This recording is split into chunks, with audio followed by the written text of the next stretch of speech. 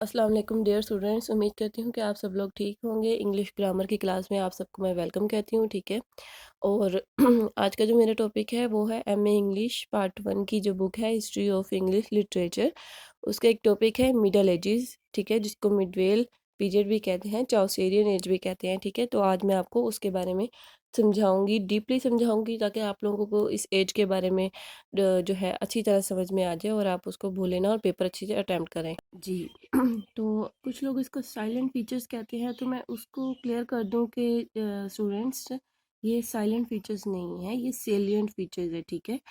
So salient features of middle age, medieval period and Chaucer age, ठीक है। इसको हम चौसर एज भी कह सकते हैं, चौसेरियन एज भी कह सकते हैं, ठीक है। पहले जो एज थी इसको एंग्लो सैक्सन, ठीक है, एज कहते हैं, ओल्ड इंग्लिश पीरियड भी कहते हैं उसको हम, ठीक है। तो उसके बाद जो हमारी एज थी वो मिडल एज थी, मिडवेल पीरियड भी इसको कहते हैं, चौसेरियन एज भी कहते हैं, ठीक है। So let's start. जिसका रफली टाइमलाइन है वो है 1066 टू 1485, ठीक है। फीचर्स अगर हम इसके देखें तो ठीक है, उसको स्टार्ट करते हैं।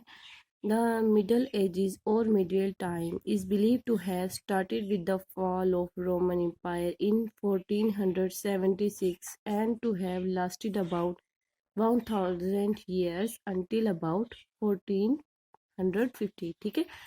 तो ऐसा यकीन किया जाता है या ऐसा माना जाता है कि यह इसकी जो है इसका स्टार्ट कब हुआ, जब रोमन एम्पायर का फाल था, ठीक है। जब रोमन एम्पायर की हुकूमत गिरी थी, या उसका फाल कह लें, ठीक है, तो तब इसका स्टार्ट हुआ था 1476 में, ठीक है। ये एक रफली टाइमलाइन है, इट्स नॉट करेक्ट। तो एंड हैव लास्टेड अबाउट, ठीक है। वैसे इसका जो कहा जाए कि एग्जैक्ट या टाइमलाइन इसका यही था 1000 years until अबाउट, ठीक है, 1450।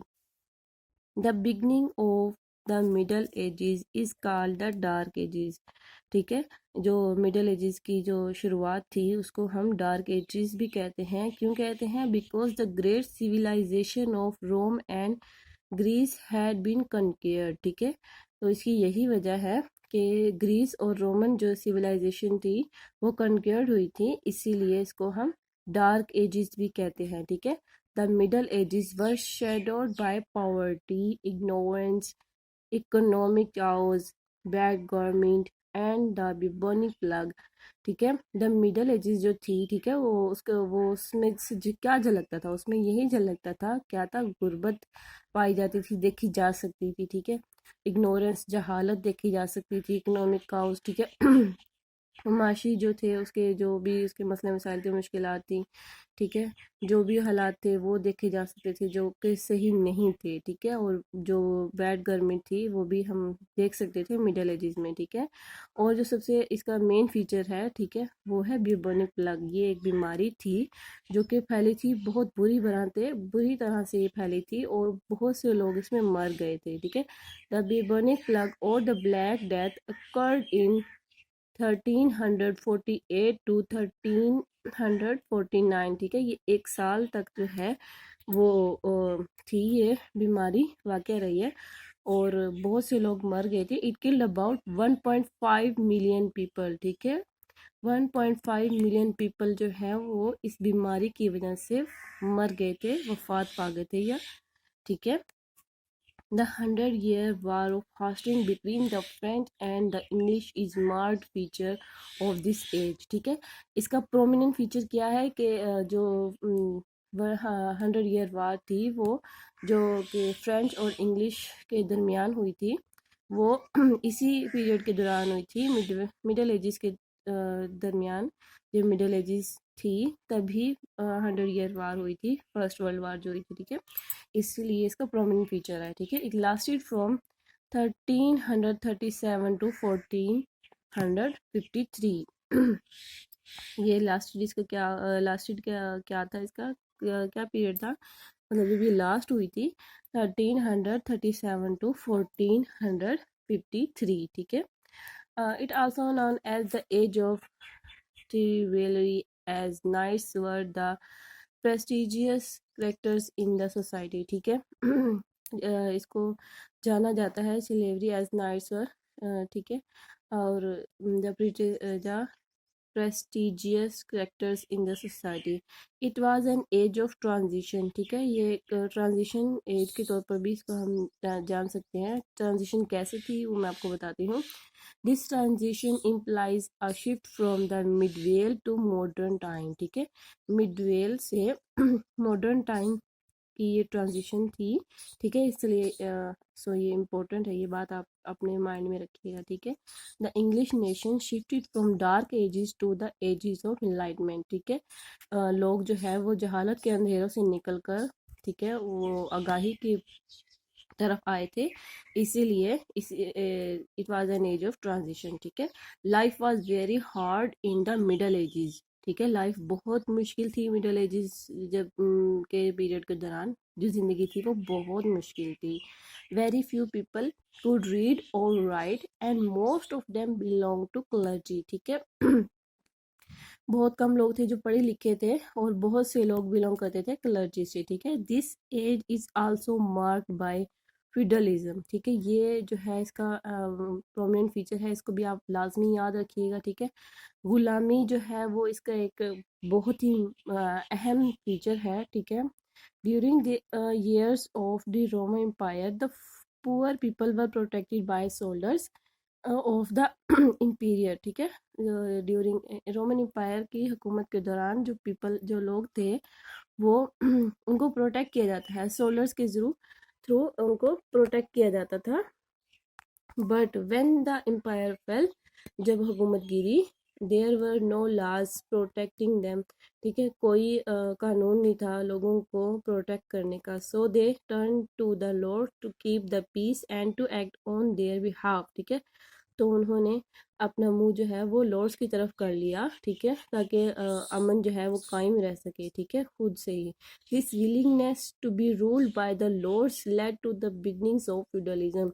उनकी ये जो ठीक है विलिंगनेस थी। ठीक है, और लॉर्ड से जो रूल हुए थे, जो लोग लॉर्ड्स के वो उनके सारे हुक्म मानते थे। ठीक है, और ठीक है वो फिर जो है जो जिसका बाइस फ्यूडलिज्म गुलामी का बाइस बना। ठीक है, उन्होंने अपनी दिली ख्वाहिश को सबको दबा के मतलब फिर वो उन्होंने लॉर्ड्स की के गुलामी की, जिसकी वजह से जो गुलामियत का जो था कानून कह लें या उसका दौर कह लें तो वो शुरू हो गया था। ठीक है, one of the most unifying elements of the middle edges was the Roman Catholic church. ठीक है, इसका एक और प्रोमिनेंट फीचर क्या है, रोमन कैथोलिक चर्च। उस ज़माने में चर्च हुआ करते थे। ठीक है, सो all classes and ranks of people, including nobles, peasants, and tradesmen, were profoundly affected by the rulings of the church. ठीक है, तमाम क्लासेस चाहे वो गरीब तबके के हों अमीर तबके के हों। ठीक है, और हर रैंक्स के पीपल मतलब जो नोबल्स थे, शुरफा थे, पीजेंट्स से किसान यानी, ठीक है, और ट्रेड्समैन, ये सब के सब चाहे अमीर थे या गरीब थे, ये सब अफेक्ट होते थे चर्च के रूल्स से। ठीक है, ये सब चर्च के रूल्स को मानते थे। ठीक है, आई होप आपको यहाँ तक समझ में आ गया होगा। ठीक है, और मज़ीद मैं आपको आगे बताती हूँ।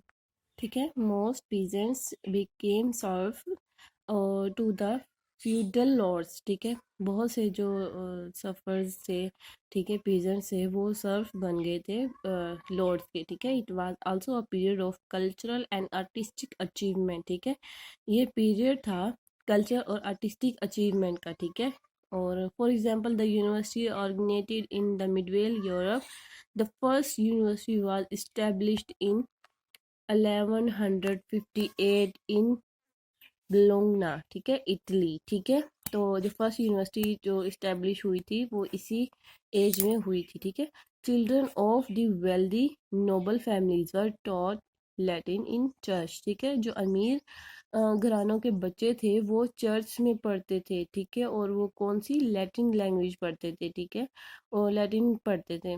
The children of the poor, ठीक है, learned working in the fields and caring for their home.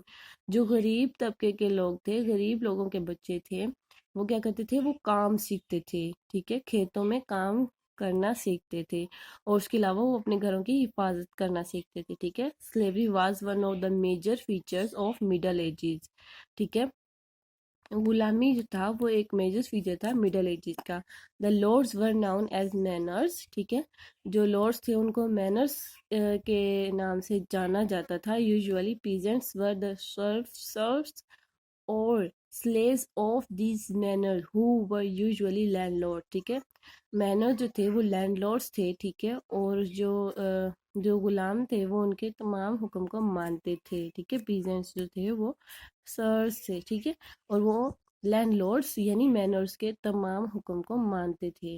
This period is marked by the belief based on the Christian faith, ठीक है। इस पीरियड में जो लोगों का ईमान था, लोग क्रिश्चियन थे, ठीक है, उस पे क्रिश्चियन पे यकीन रखते थे, ठीक है। That the universe is an ordered world, ठीक है, ये जो दुनिया है वो एक ऑर्डर्ड वर्ल्ड है, ठीक है, ruled by an infinite and all knowing God, ठीक है, खुदा जो कि सब जानता है, ठीक है। ये तमाम दुनिया जो है वो खुदा के बनाए हुए रूल्स पे चल रही है, ठीक है, यही बताने चाह रहे हैं। Medical knowledge was very limited, medical knowledge थी वो बहुत ज़्यादा लिमिटेड थी, ठीक है। उसकी वजह से क्या हुआ, therefore health care was generally dominated by myths folklores and superstitions, ठीक है। और उसकी वजह से क्या हुआ कि मेडिकल नॉलेज लिमिटेड थी, उसकी वजह से हेल्थ केयर थी जो, ठीक है, और वो बहुत ज़्यादा नज़रअंदाज की गई। क्यों, किसकी वजह से, माइथ फोल्कलोर्स एंड सुपरस्टिशंस, ठीक है, लोगों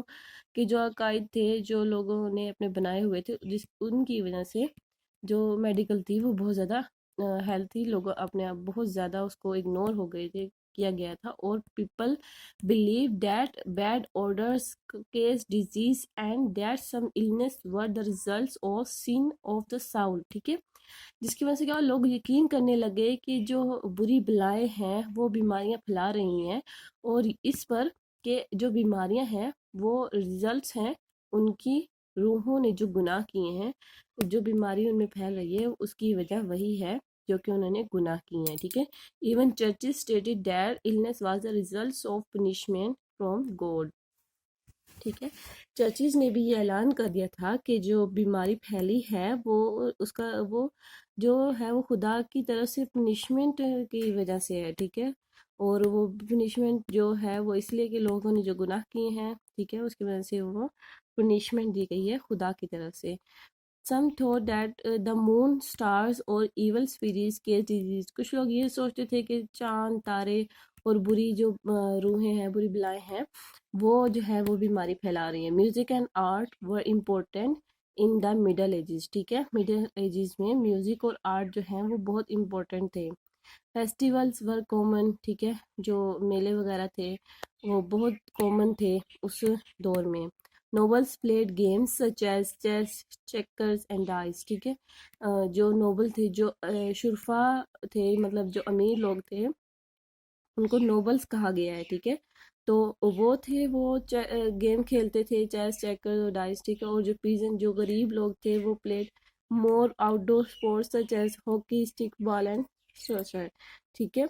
तो वो ये गेम्स खेलते थे, जो गरीब लोगों के बच्चे थे वो हॉकी वगैरह खेलते थे, और जो अमीर लोगों के बच्चे थे वो मतलब घर में रहते हुए ही चेस और ये चेकर और डाइस ये गेम खेलते थे, और जो गरीबों के बच्चे थे वो घर से बाहर जो गेम्स होती थी जैसे स्पोर्ट्स और फिर ये सब खेलते थे। मिडिवल लिटरेचर के बारे में मैं आपको अपनी नेक्स्ट वीडियो के पार्ट 2 में बताऊंगी, ठीक है, तो उसके लिए आप मेरी नेक्स्ट वीडियो को लाजमी देखें और समझें।